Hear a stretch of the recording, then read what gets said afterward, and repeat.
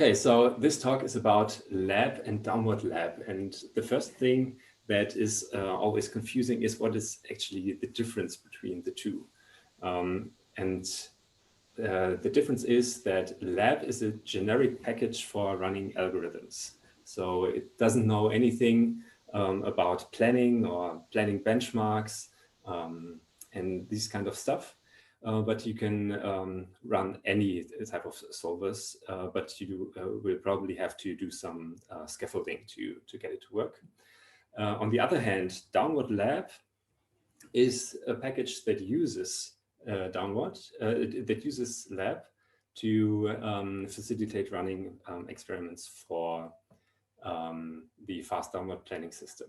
So this is the main site of documentation for lab and downward lab, which are currently bundled together. And I'm going to use this site as the basis of this tutorial. I restructured it to make it more accessible for this tutorial and to make it easier to understand for new users and for experienced users where everything is. But let me first show you this link here. So this is the documentation, but obviously there's also code for this. And the code is hosted at GitHub. And this is the page. There are already some people subscribing to Lab and some stars here. So feel free to watch it to get notifications when a new version comes out. And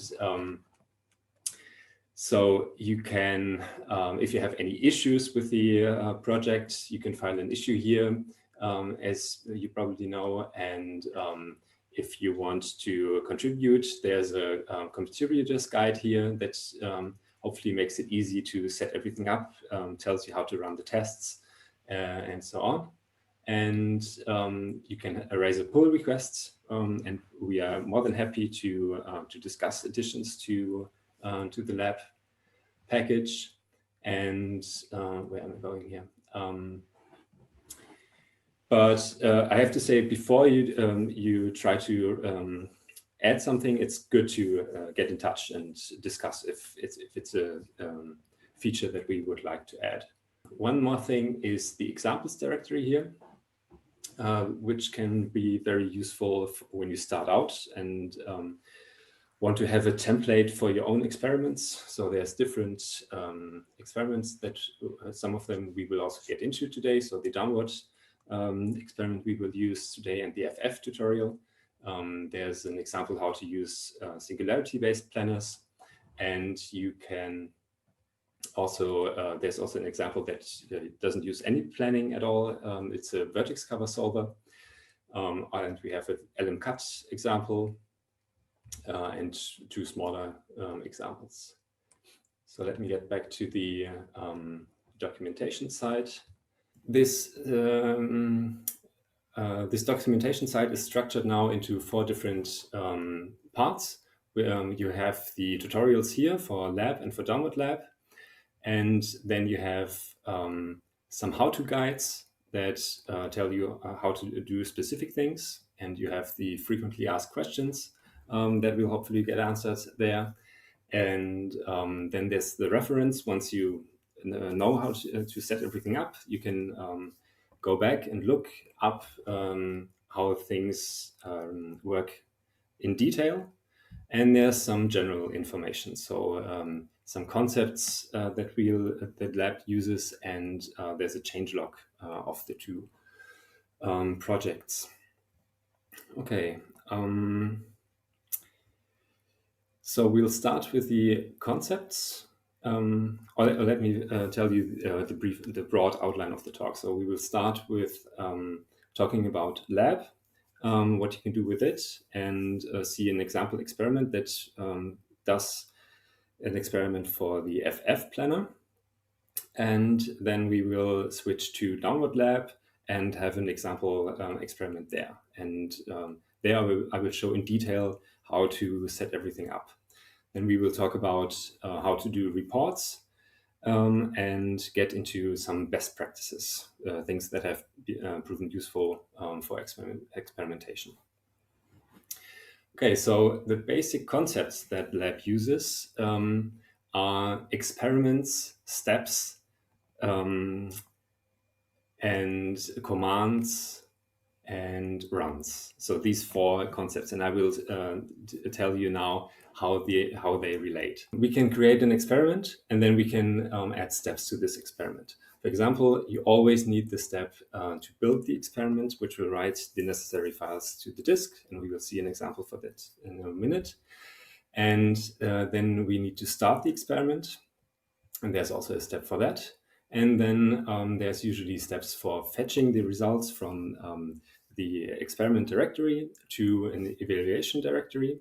And then we want to have steps that make reports, and we can use them with a special command for this, where we say that we want to add a report, and we say which attributes you want to look at, and so on. And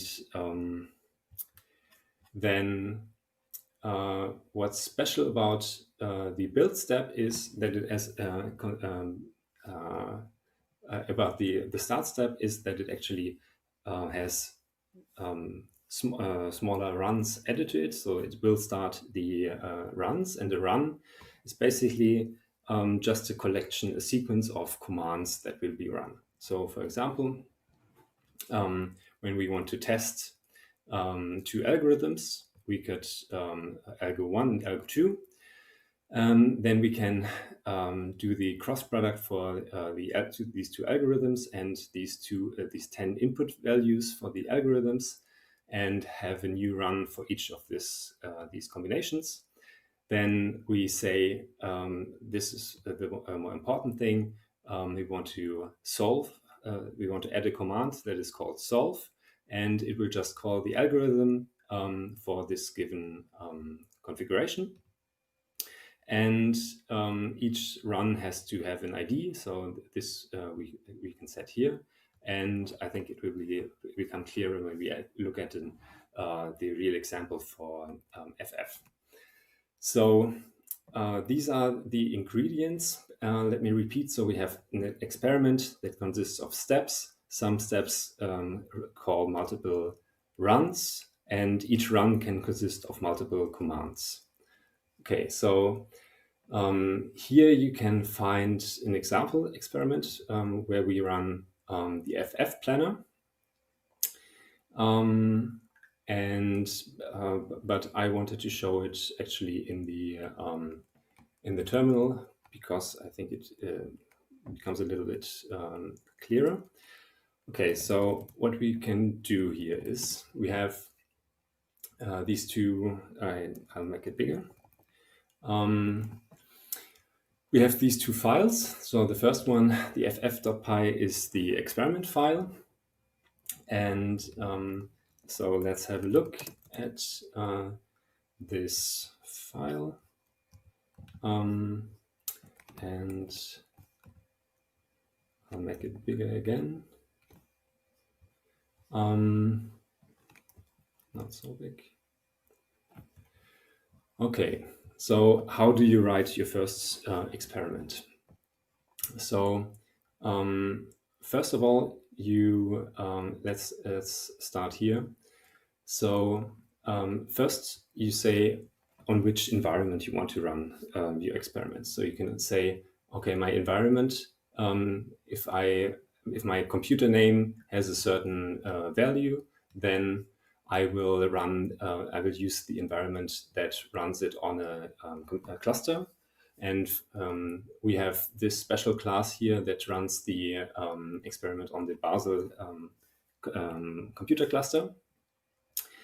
And this, under the hood, it uses Slurm. So whenever your computer cluster uses Slurm as well, it's easy to adapt it to your own needs.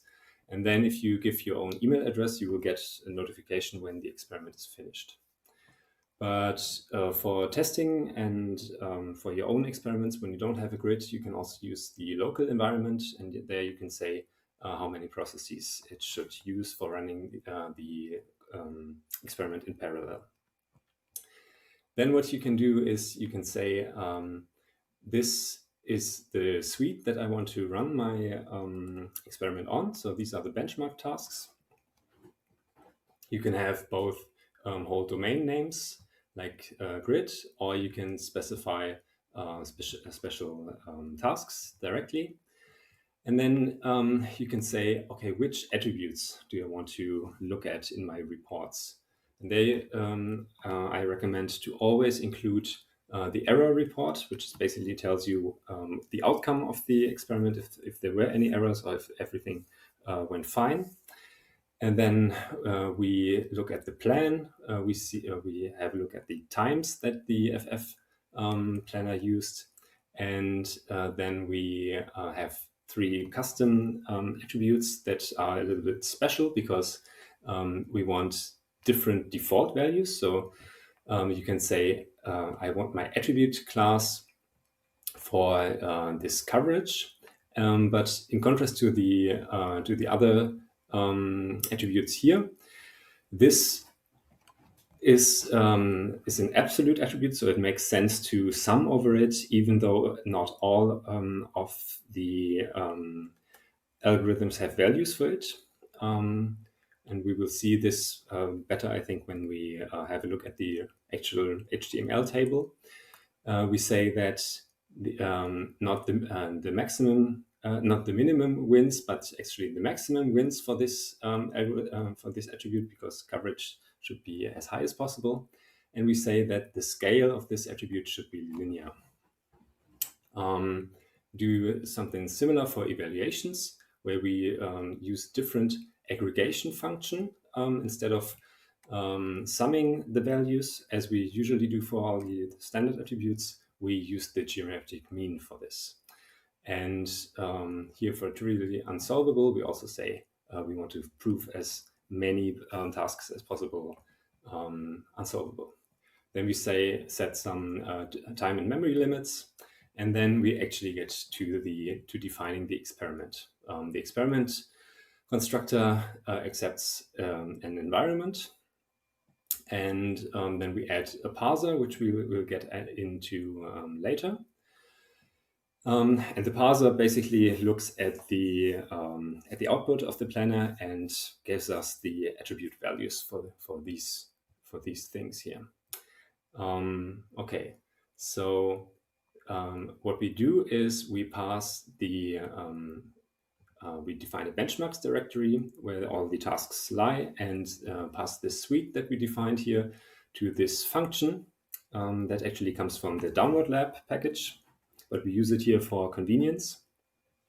And it gives us a list of tasks. And so basically for each domain, it collects all the tasks that lie in this directory, and this benchmarks directory has to follow a certain layout, but this this is not too important here. And then we create a new run for this for each task, and then we say, okay, we need for this run, we need a resource. This means you copy basically a file into for this run. But instead of copying the domain and the problem, we can also symlink the 2 files. And then what happens is that all the commands that this run uses have access to these 2 names, domain and problem. And we use these 2 to actually define the command that this run should execute. And it has a name. The name is run planner. And then what we do is we call FF, which is globally available in this case on my machine. And then we say, okay, it uses this domain file. And because we added this resource, we can just use this curly bracket notation to obtain it. And this problem file, it has these time and memory limits, and then we're done.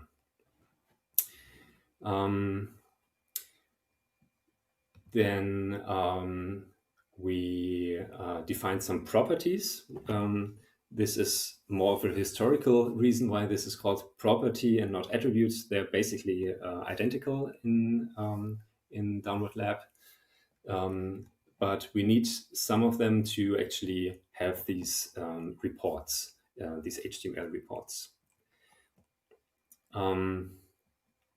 And what we need for this most basic report that is called absolute report is we need a domain, the problem, and the algorithm, which we just give it like this.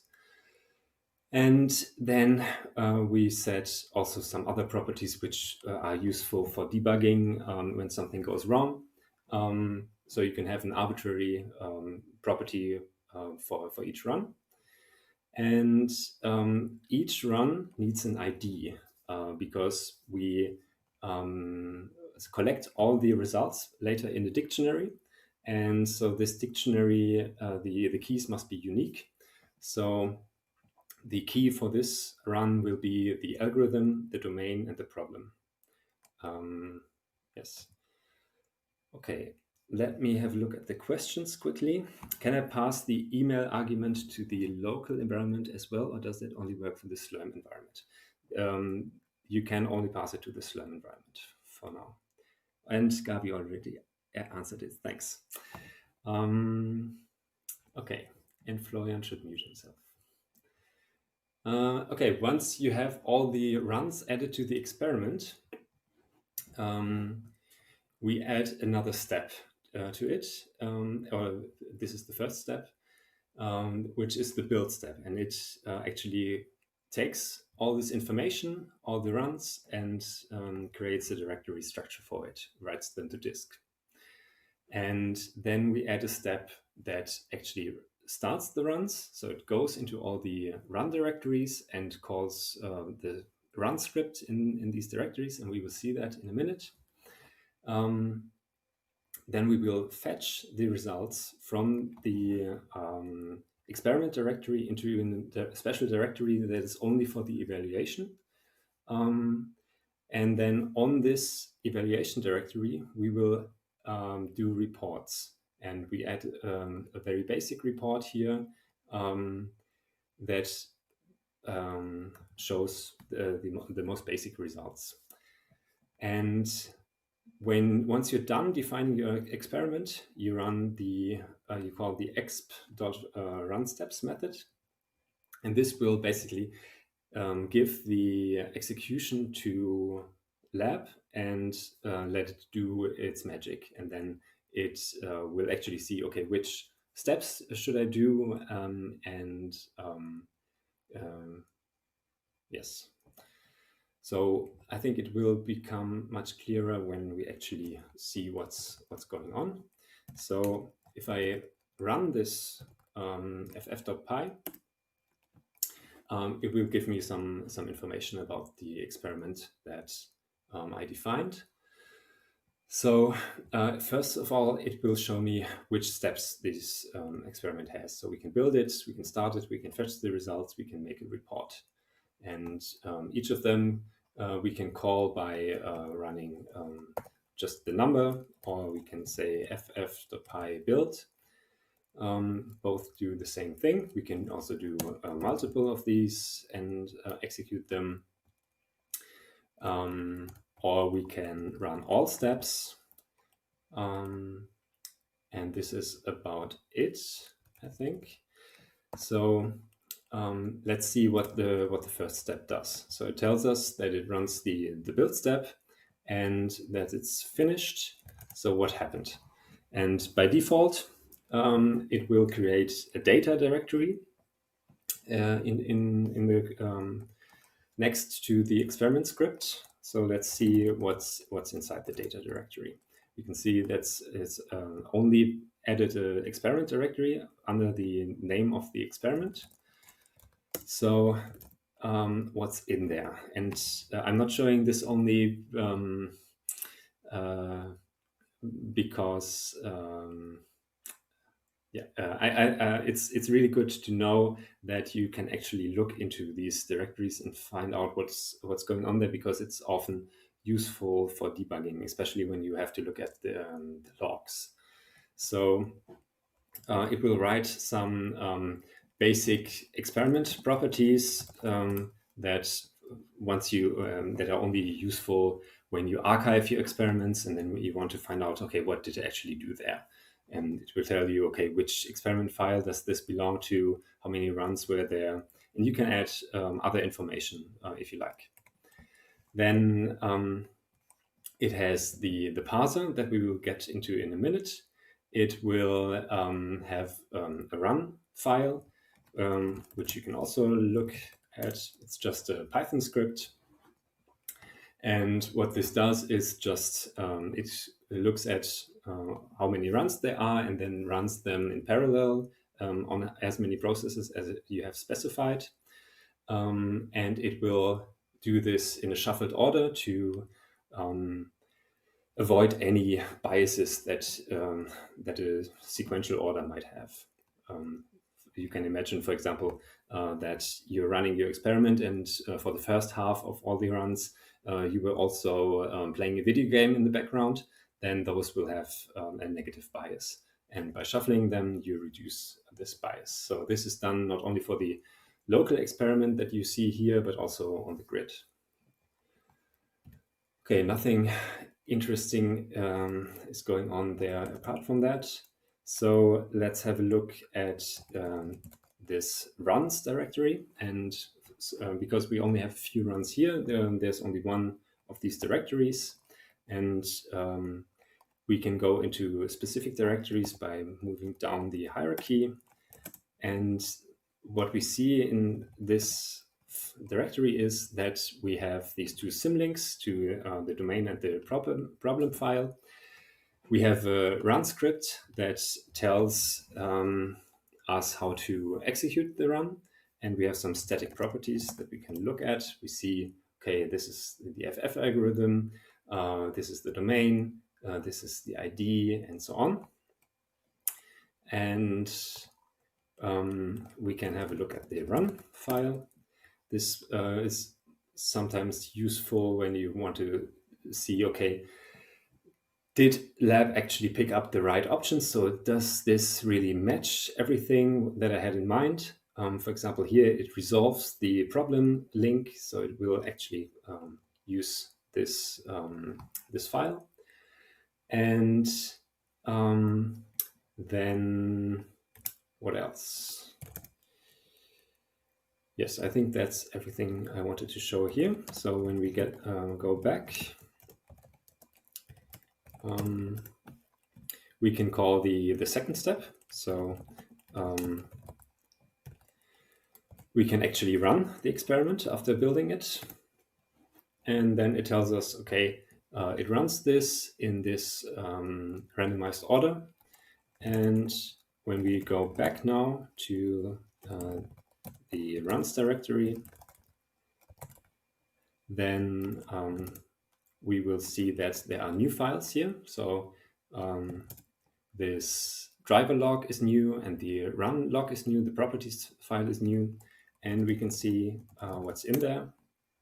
So in the properties file, there are the parsed properties that the parser that we will see soon finds in this in the log file, and the log file is in run.log, and this is what FF outputs, but also if you have additional commands that do post-processing or your parsers when they do output, everything that any command outputs would land in this file.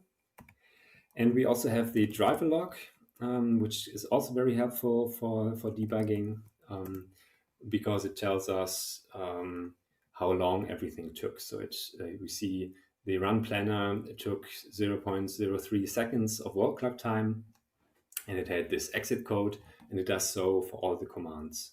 So this is often very helpful. Okay, so what we saw here is that we have this properties file, and we have such a file for each run in the experiment. And to make the reports easier, we collect all the properties with the fetch step. And this is what I'm going to show you next.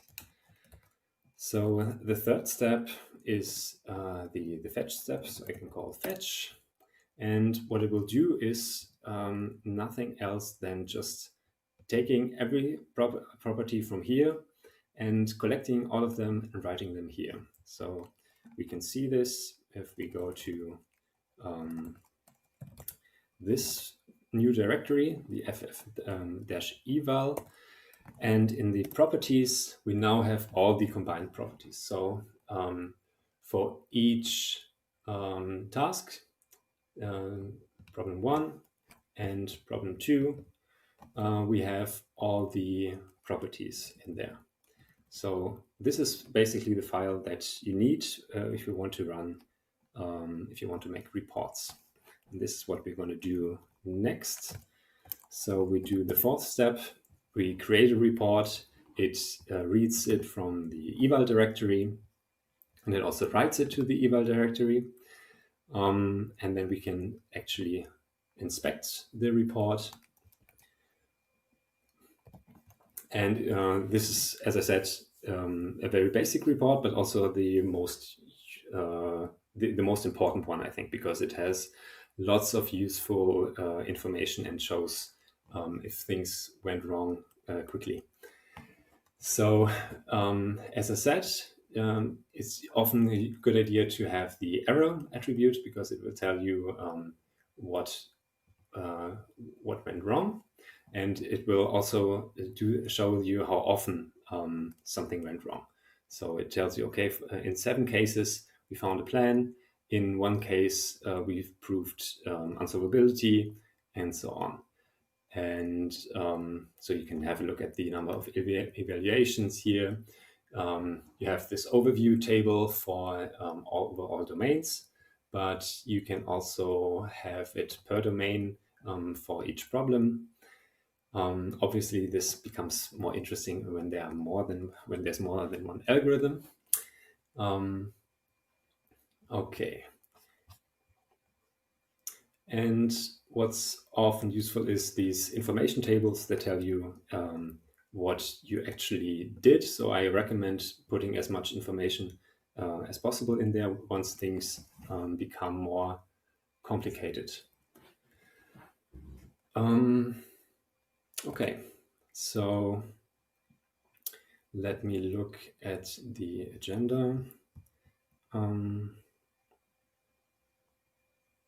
Okay, we didn't talk about the parser so far. We only said that we add it in this way, but let's actually have a look at what is in there. So here we see an example output, what FF tells us.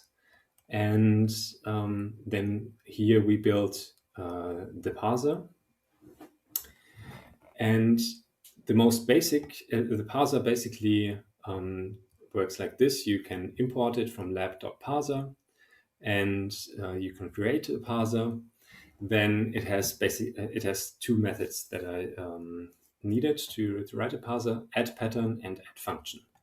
The add pattern just it uses a regular expression to find the attribute, and what this means is you give the name for the new attribute that will be created. You say, okay, it will be found under this regular expression. You have to have one regular expression group, so these brackets here in the regular expression, and you tell it what type this attribute is. And then what is found here will be converted to this type before it's stored. And you can tell it which file it should look under. And by default, it will look in the run.log file. And you can tell it whether this attribute is required. So when you say required is true and this attribute is not found in the log file, then you will get an error message. And by default, nothing is required. So here we only pass the name of the login of the compute node. Here we pass the exit code, And so you can see here, this is not an int, not a string. And yes, the same goes for evaluations. Functions, on the other hand, can do more with a log file. So you're not restricted to a single regular expression. So what you can do is you can add a function, and each of these functions receives the content of the file and the already passed properties. So what's in these properties is all the static properties that you have already, that will never change. Then all the patterns that are already passed, and all the functions that come before this function. They will already have their properties in here. And then you can modify this properties object by adding a new attribute. So for example, here we pass all these times information. So this is not very interesting because it was a very simple task, but this is what's happening in principle.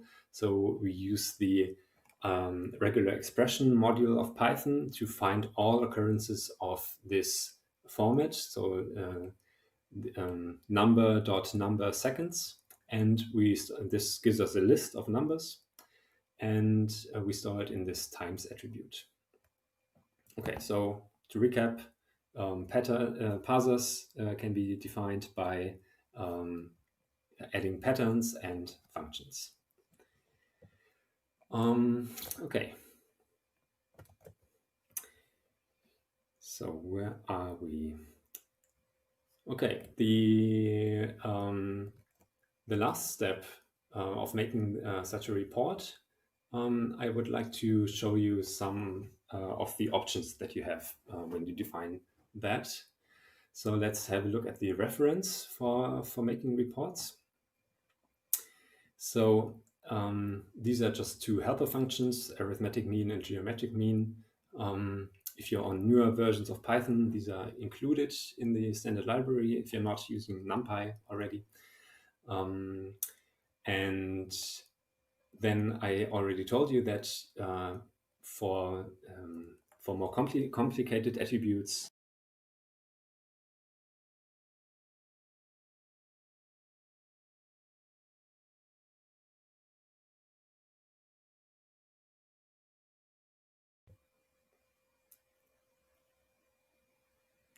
okay, was I muted? I just got a message that I was muted. Okay, sorry, I didn't. Okay, let me repeat the part about attributes. So if you have an attribute that satisfies these default values, then you can just pass in the string. So for example, expansions. But if not, you can use this attribute class and set some of these non-default values for it. So if, for example, you can say that the min-vins is false, or so on. And you can define which function is used to aggregate values over a whole domain. You can set the scale that either linear or logarithmic, and you can say specify the precision of your attribute in reports, the number of digits behind the comma, basically. Okay. Then when you actually create a report, and this is true for all subclasses of reports, so for the fast download reports that we will get into later as well, you have several options. So first of all, you pass in the list of attributes that you want to consider, and some of the reports require you to have a specific number of attributes. For example, the scatterplot report at the moment is only defined for a single attribute. Then you can specify the format that you want to use. The default is HTML, But obviously, it usually makes sense when you're writing up a paper to switch this to tech, and then you will get a nice LaTeX report instead of this HTML report that we saw. And what else? And one of the most important features and probably most underused features in MATLAB is that you can pass in filters for the reports. And this is really can save you a lot of time when you know how these filters work and how to make good use of them. So let's take a moment to see what's going on here. Okay, so first of all, there are filters. There's a predefined filter for each attribute. So if you have an attribute that is called coverage, you can say filter underscore coverage and then pass in a value, and this value will then filter and only include the runs that have a coverage of 1. And or you can have, if this attribute is a list, then it will only include the runs where this element is in the list. And so this is, for example, useful if you want to filter by domain. You can have filter domain and say, okay, I want to use these 2 domains. But apart from these predefined filters for each attribute, you can have arbitrary functions. You can say, okay, I want to include only the runs where the initial h value is smaller than or equal to 100 by defining this function that gets a run and returns whether this run should be included or not. And what you can, so this is only for filtering, but filters also can change runs. So what you can do is you can actually add to this run a new attribute. So here we define a new attribute that is called expansions per time. We say, okay, we want to analyze this attribute, and our filter should be this function here. And again, this function gets one argument, which is the run. It retrieves the expansions and the time, and because this run is only a dictionary of attribute values of attribute names to their values, and then if the expansions is not none, so if the task has been solved and we have a value for time, then we just compute this fraction here and add it to the run. So this is a very powerful feature. So basically, if this filter returns true or false, it means do I include the run or not? And if you return a new dictionary, then it means you changed the properties for this run. And this there's one additional thing that you should know is that when you have a filter for algorithm and you have then a list of algorithms, this not only filters the runs to these algorithms, but also sorts it in the final report, which is often very helpful. And when you want to make your own reports, what is useful to know is that these have basically 3 methods that you can choose to override. So if you want full control, you can override the write method. Then you will have to do everything by yourself. You will have to choose whether you write to a file or to the command line or whatever. You can define the getText method, which means that you only return a string, and this will be written to the file that is given externally. or you override the get markup function. Then you have to return text to text markup, which is similar to Markdown. And then this report class will take care of converting it to HTML or TeX or whatever. Okay, and there's one special report that is called the filter report, which can be useful. And what it does is it only applies all filters, and then it writes a new properties file. So if you have to do too many pre-computations and you want to do them only once and then do all your reports on them, you can use the filter report. So in this second part, I would like to talk about downward lab. And here I would like to actually go into detail of how setting everything up, because there are so many different ways to use lab. And I want to show you one opinionated way of doing so, but there are many possible options. And I want to make sure that everybody knows that you don't have to use everything that is inside lab. Obviously, it's like you don't have to buy all in. I don't think everybody knows that. So you can use, for example, a download lab only for running the experiments, and then use none of the reports whatsoever. You can use your own favorite tool for passing or for loading the properties files in the evaluation directory, and for example with pandas in Python, and then do your own reports without lab at all. And you also don't have to use the reports or the scatterplot reports that some of you might already know.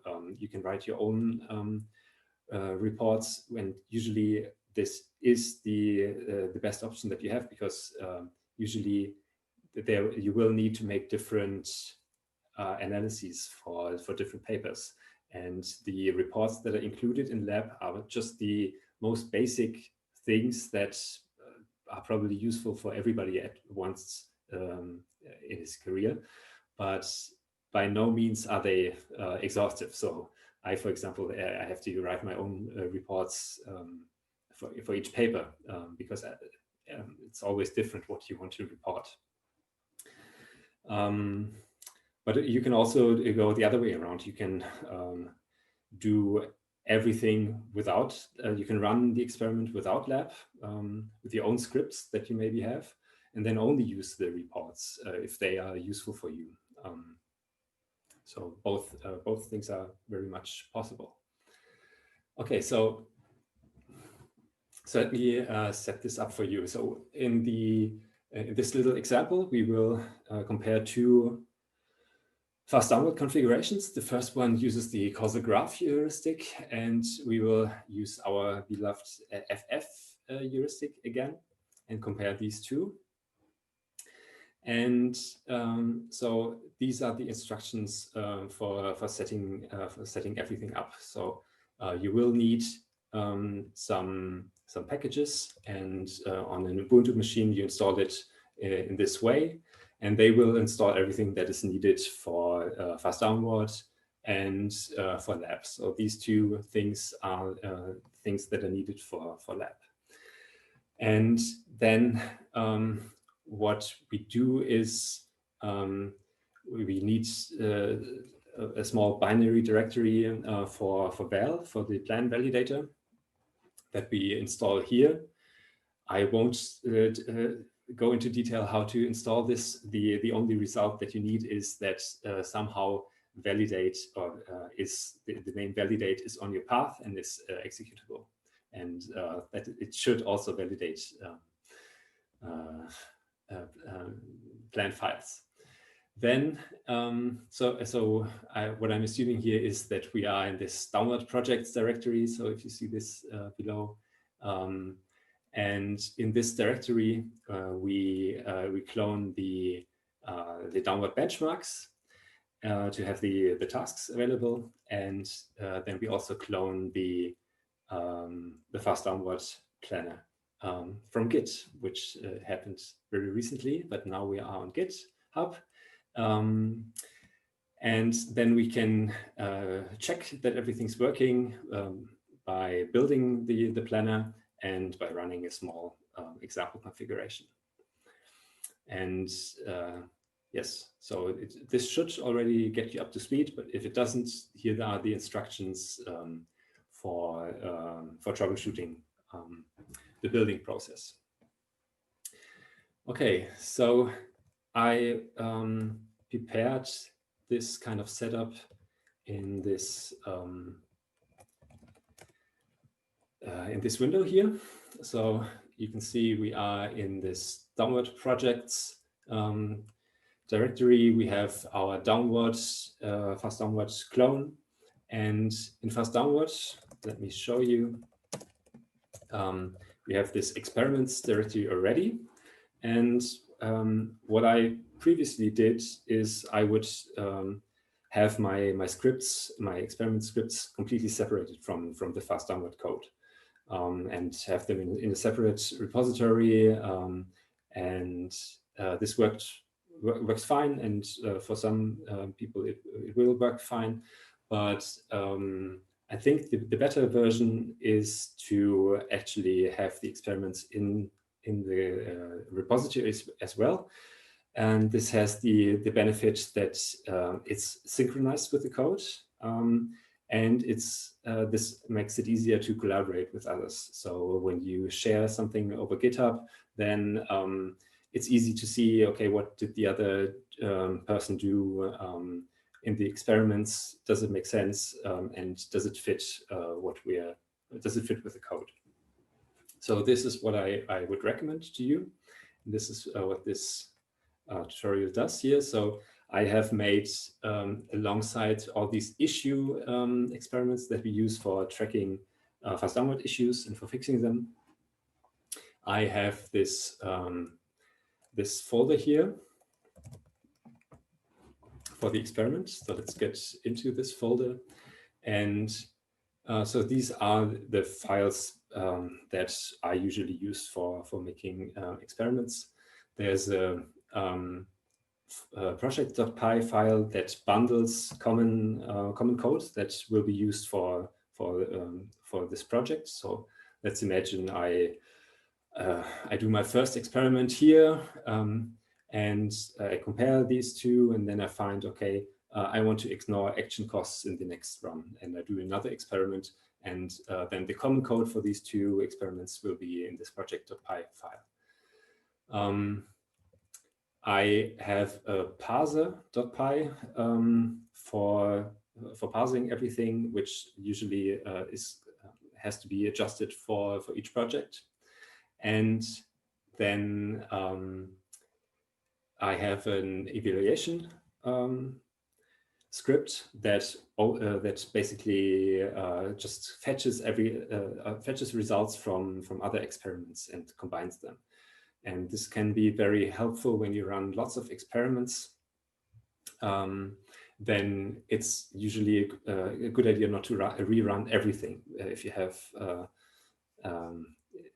yeah, you can imagine that, okay, I ran this and this algorithm, this experiment here, it had 20 configurations over 2,000 tasks. And but this one configuration, I messed it up. I had a bug. And then I run it again, and I combine the results in this evaluation script here, and then everything is fine.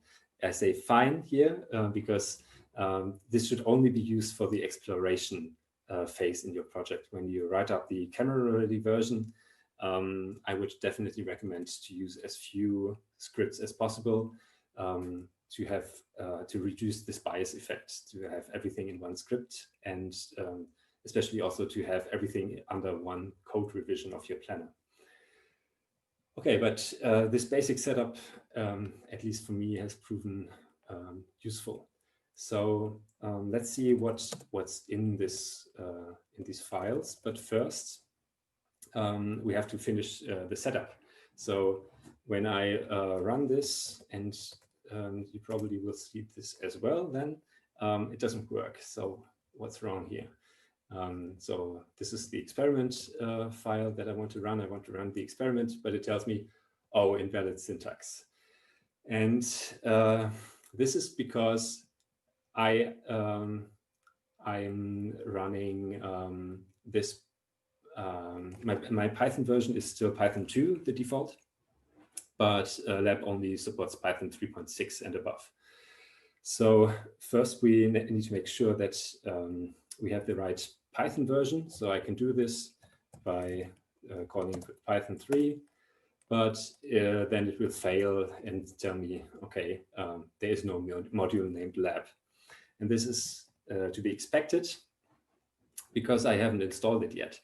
And many of you will have installed it because we previously recommended to just make it available globally by setting, making it available on the Python path.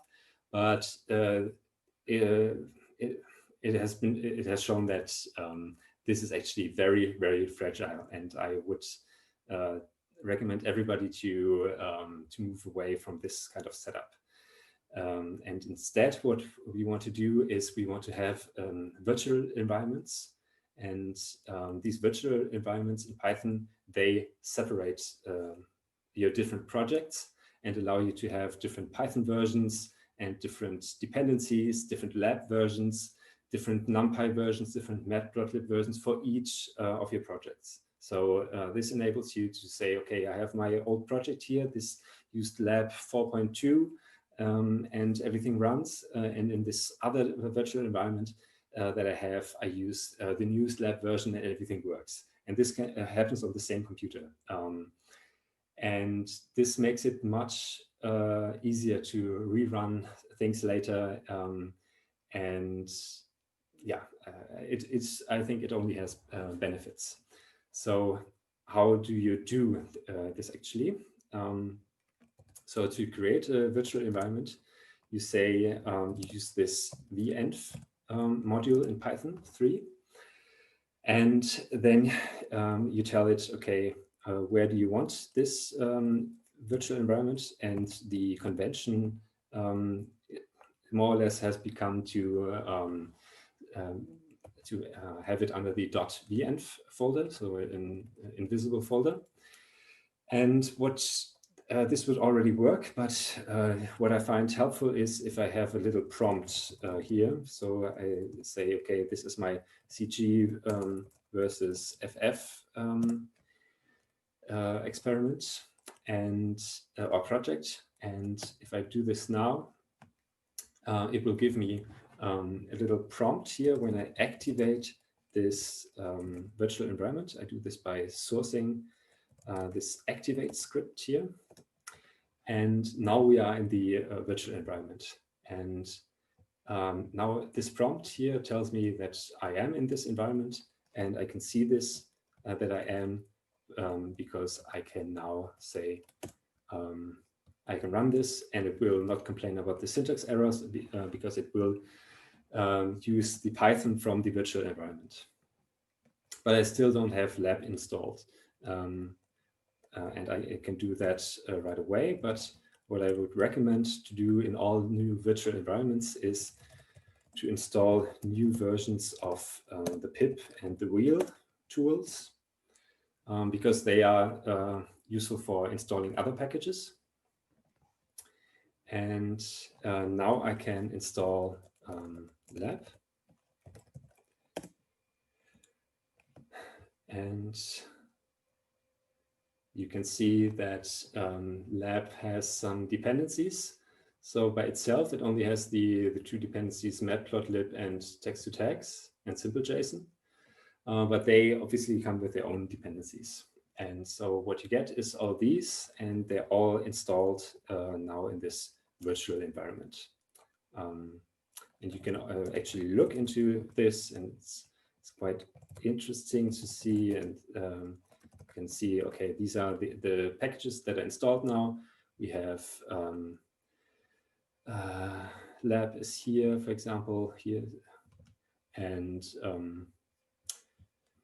yes, so this is what it looks like under the hood. So it's basically your standard Python installation, but bundled in this virtual environment folder.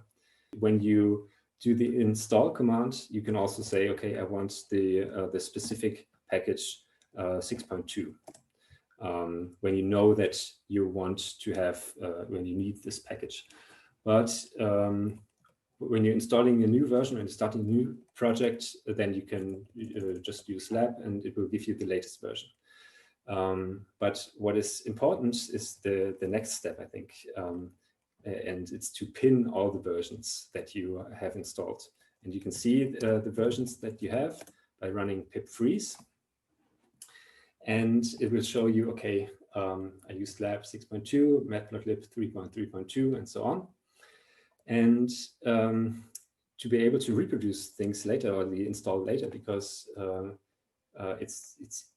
it can happen very quickly that one of these dependencies changes and everything is messed up. You want to write these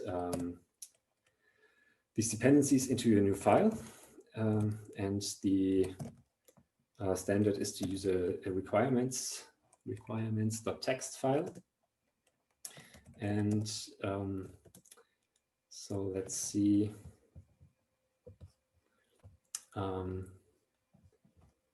What this looks like. So it's the same thing. On some versions of Ubuntu, you have to make sure that you remove this packages.resources line, which is just a bug in Ubuntu. So I remove this, and then I'm good. And now I can say, okay, I want to add this requirements.txt. But first I want to make sure that I'm on the right branch, obviously. So I already created a new branch for this project, and then I want to add it. Might be that I already have added it, I'm not sure. Then I can say, okay, pin the versions in file. And this ensures that when I do this setup on the remote machine, for example, on your computer cluster, then I get the same exact versions. Okay, so let's see what the tutorial says. Yes, there are some additional tricks that you can use. First of all, when you do this very often, I recommend, this is actually useful all the time, I think. So to source the activate script and activate the virtual environment, I have created an alias that's called venv, so which just does this. So when I deactivate this, I go out of the virtual environment, and I can just call venv, and then I'm in the virtual environment again. And you will do this very often, so so I recommend adding this. What else? Yes, now we can see, go into the experiment and actually see how everything is set up. So some of it will be familiar from the FF experiment. So we will also say we want a suite and an environment. This is the same. And what's new is that we have these this cross product of algorithms and tasks. So the algorithms are themselves a cross product, basically of the configurations that we want to test and the revisions that you want to test. And I recommend separating the two, and then it's easy to say, okay, I want to test these configurations. You can list them basically by saying what this does here is each configuration has a name and then a list of what this configuration does. So it uses a greedy search using this heuristic, either FF or the causal graph heuristic. And this looks rather complicated for such a simple task, but I think it's useful for having something that is easily extendable. So when I have a different parameter that I want to add here, I can just say, okay, and for other option in my list of options, and then I can use this here. And as you see, you can use these new F strings, which make everything more legible, I think. And you can reference the, for example, the other option here. Okay, so I think this this way of specifying the configurations is useful because it avoids having to repeat code too often. And then you list the revisions you can list here. And keep in mind that I'm saying you can list them here, but this is only the template for your own things. So you can do things as you wish. There's nothing set in stone here. This is only one way of preparing everything for the Download Lab API. But I think it has worked fine for me so far.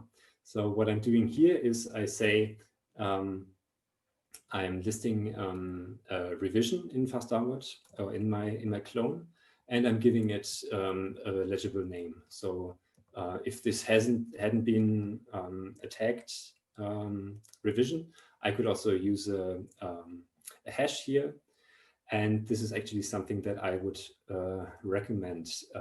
So instead of doing, okay, I'm on the main branch and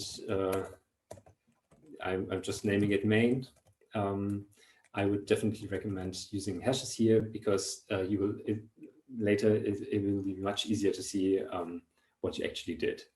But in the reports, everything will be converted to hashes. So you will actually see what the hashes were. But still in the experiment scripts, I would also recommend using fixed versions. Then in addition to that, you can define build options and driver options. These are directly passed to the build.py and driver and fastdownload.py scripts in fastdownload. So if we, for example, if we want to change the overall time limit, we can do that in this way. Then we define some attributes that we want to look at. We already saw this. We also saw the evaluations per time that is defined in the project here. And then we're actually using the API by creating an experiment. And here we're using one from the project module that we'll see in a minute. That encapsulates some common code. And then we just loop over all the configurations and over all revisions. We combine for each revision, we pair with all configurations and build the name out for each of these pairs.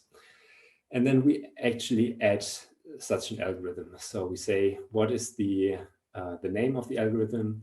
Where is the repository where I want to run it from? What's the revision? What is the configuration? What are the build options and the driver options? Okay, so this adds the algorithms. Obviously, we also need to have the planning tasks, and you do this by using the add suite method. And it expects a benchmarks directory and a suite, as we already saw in the other example. Then we can use, we have a predefined method here that bundles some common code for making an absolute report, where we say, okay, we want these attributes and we want these filters. And I think I'll just show you how what this looks like. And here we see an example of a scatter plot. And this scatter plot works on pairs of algorithms, obviously. And you can specify them here. And then you loop over all these pairs in this list. You say, okay, I want a scatter plot for these attributes here. And you can actually choose whether the scatter plot should be absolute or relative. If you don't know what relative is, you just pass false here, which is the default. Then we can say, should we color the, should we group the coordinates in this scatter plot in a way? And here you can see we are using no grouping if this is if the output format should be a test report. So this doesn't have to make sense for your setup, but for me, it has worked that I use no grouping when I prepare the final report, but it's useful to group everything by domain and see which dots correspond to which domain if I'm using PNG scatter plots. Then I want to make sure that if there are multiple algorithms, that I only choose these two. So I use this filter algorithm that we saw. And I add a new filter that is actually not needed here. So we could remove it.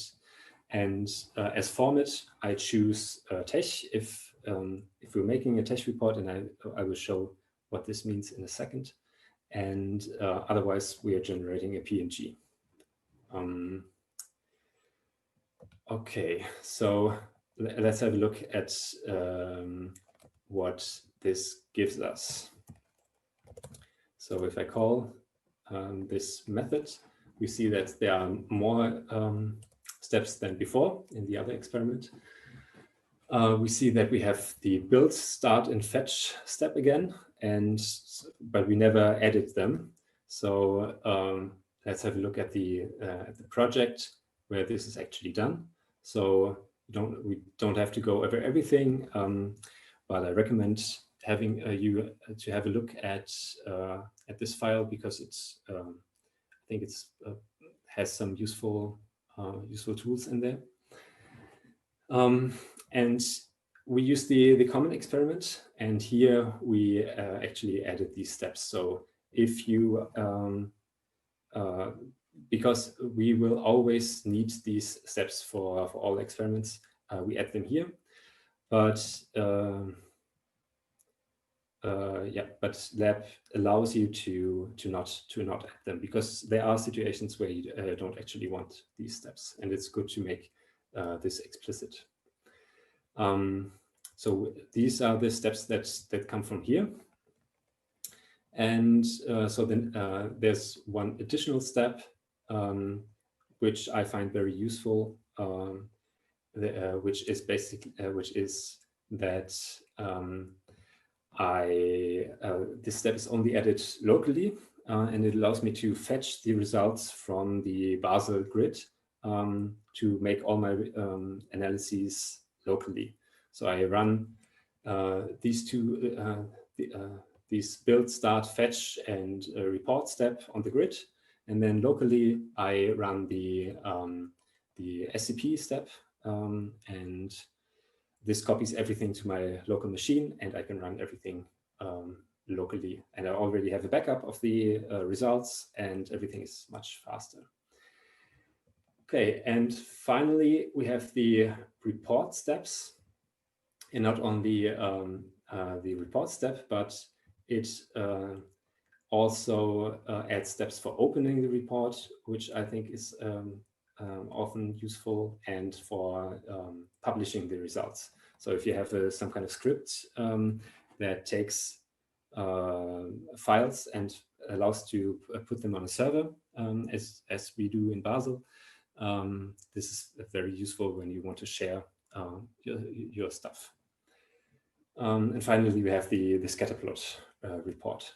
What I wanted to show you in addition to that is this evaluation script. So we already saw the parser, and we saw the most important thing of the project.py.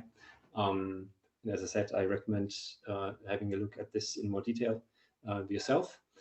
But I think what's useful is to have this kind of evaluation files that allow you to pick results from other experiments, at least while you're in this exploratory phase in your experiments. So what you can do here is you have an experiment and it only has these special steps, none of these build step or run step. Basically this step lets you remove all the fetch properties that you have already to start from a clean slate. And then you can fetch algorithms from other experiments that have a specific algorithm name, and you can rename the algorithm here. And basically, this is a convenience function that does all this. And then you have these two algorithms, and you can make reports on them, absolute reports, scatter plot reports, and so on. Yes.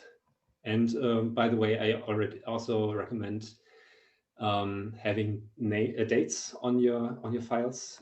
For me, at least, it makes things much easier to find stuff again. And as you can see, I run that many experiments that I have to use letters, and I run more than one per day, which is not that hard, I think.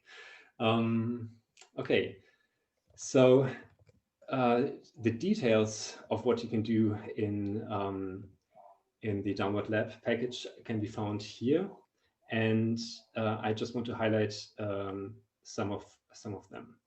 So we saw that we can use the add algorithm method to add algorithms, and we saw the main workings of that.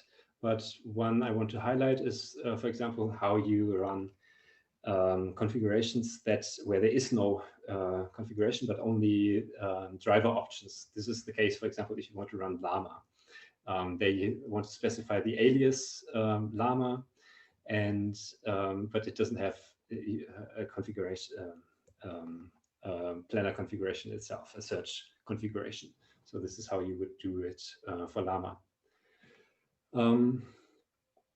The add suite function recently gained the ability to accept also SAS plus benchmarks if you have the same folder structure. So basically a directory of domain names and their files inside there.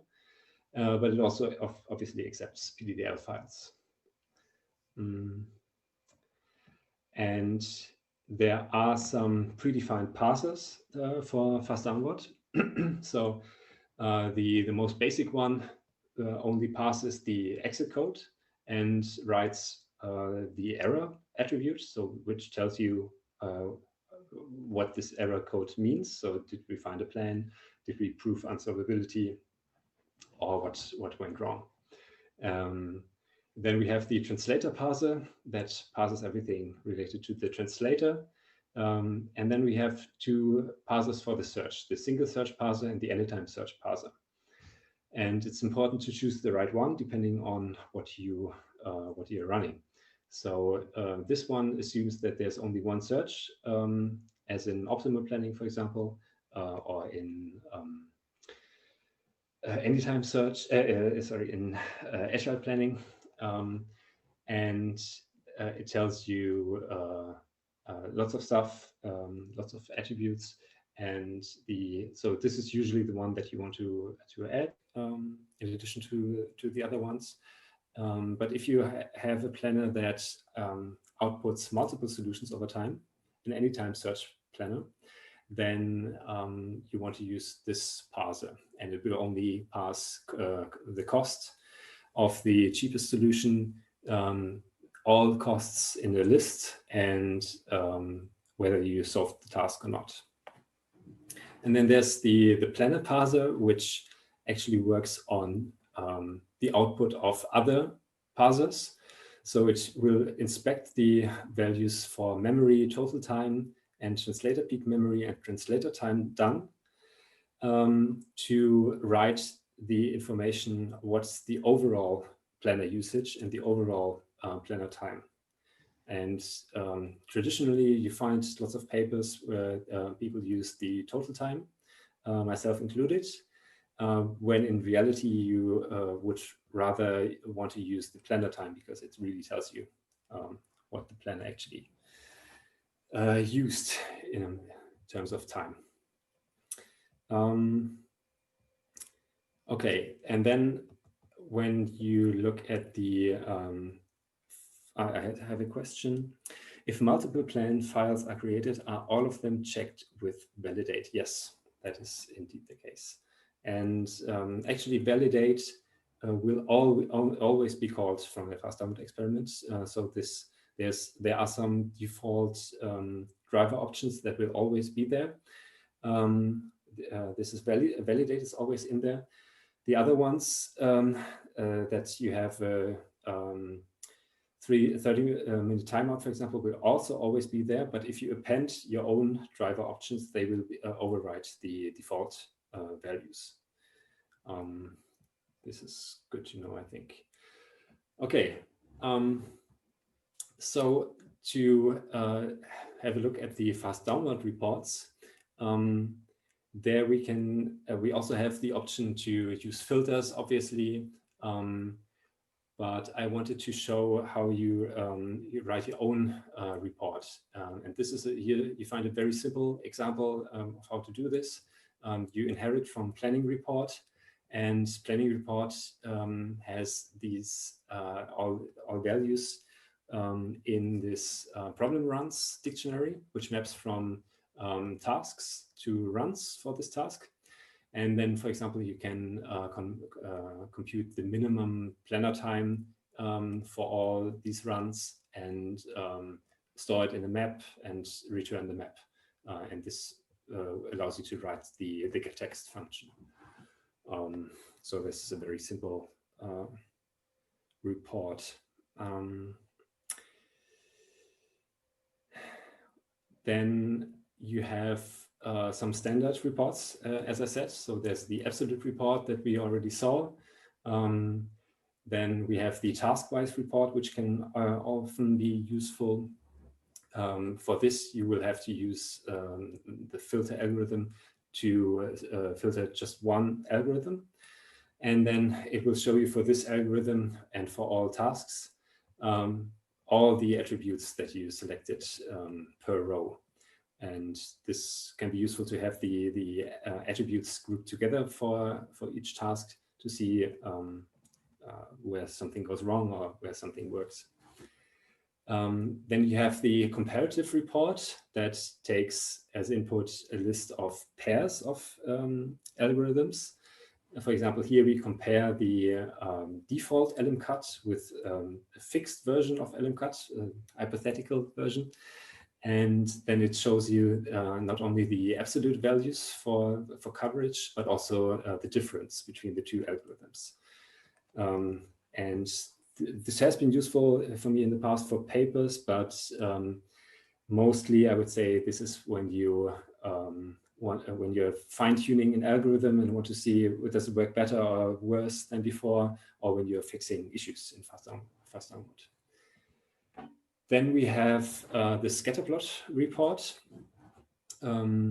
which looks like this in an older version, but it gives you the idea. So this is the absolute version. You can also have a relative version where you have where each point is drawn in relation to the other algorithm. By default and for exploration, I recommend to use just PNGs for scatterplot reports. But for the final paper, I would definitely recommend generating plots with PGF plots. And you can do this by using the format, by setting format for the report to TeX, as we saw before. And then you will get a nice PGF plots report. I wouldn't take it verbatim as Download Lab outputs it, but usually you have to fine tune it. Set the access size and add some lines that make it easier to distinguish between points. So this is more or less, the way I use it is I only get the points, the coordinates from DownloadLab, and then I do the styling of the plot myself afterwards.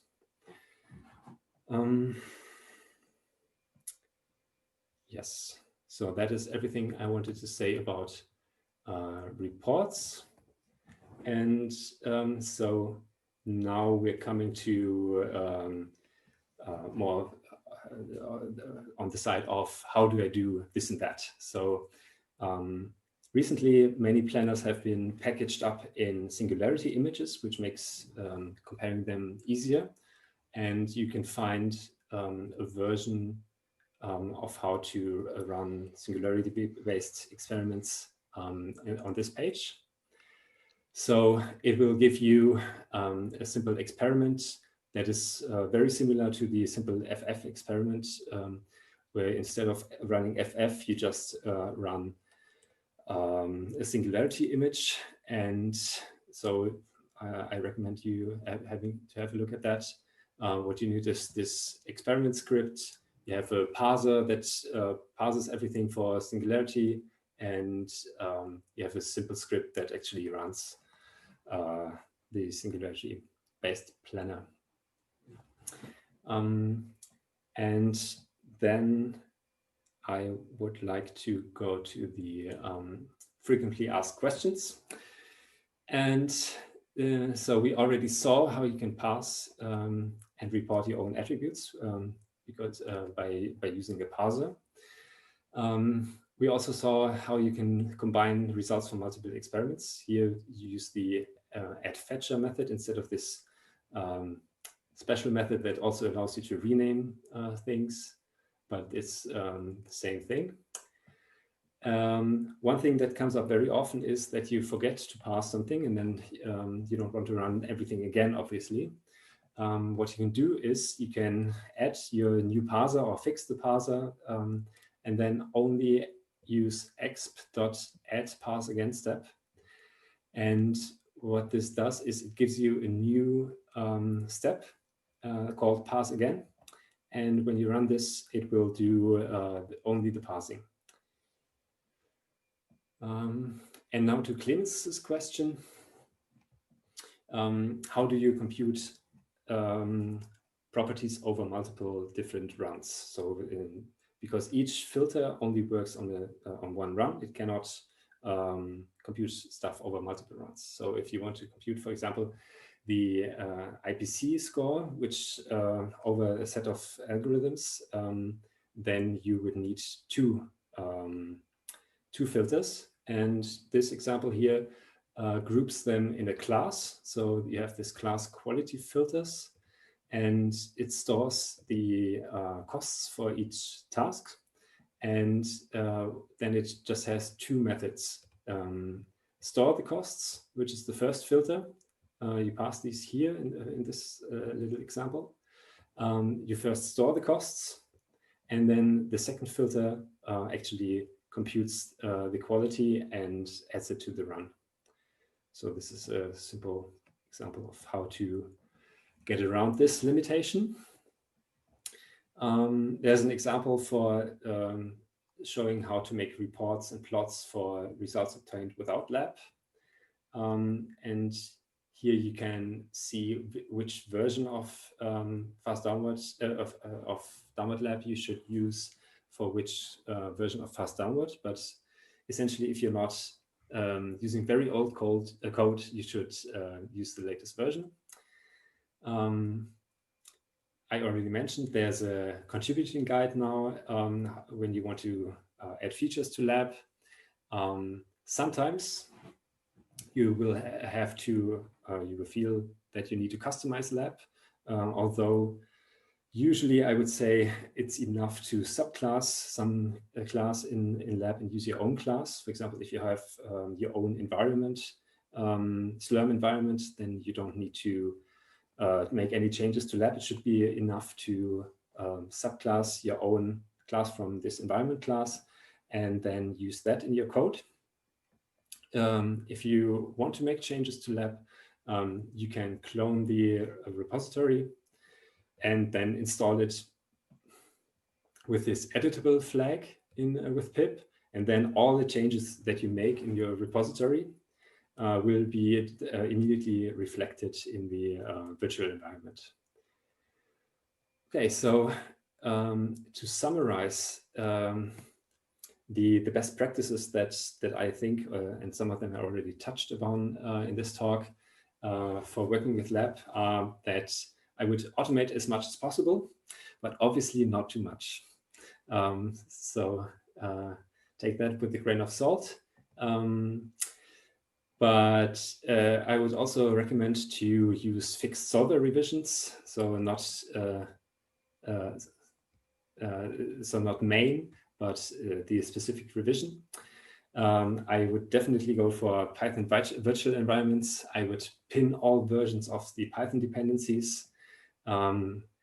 I would collect common experiment code in a common module that you can reuse in your scripts.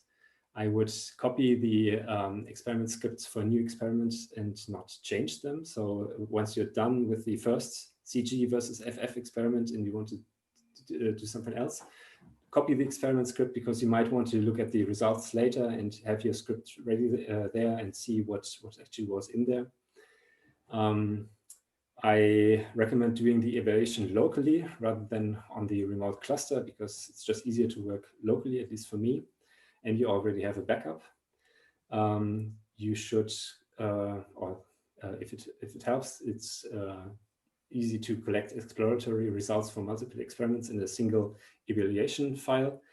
And but I would recommend to rerun everything in a single experiment or in fewer experiments and with a single code revision.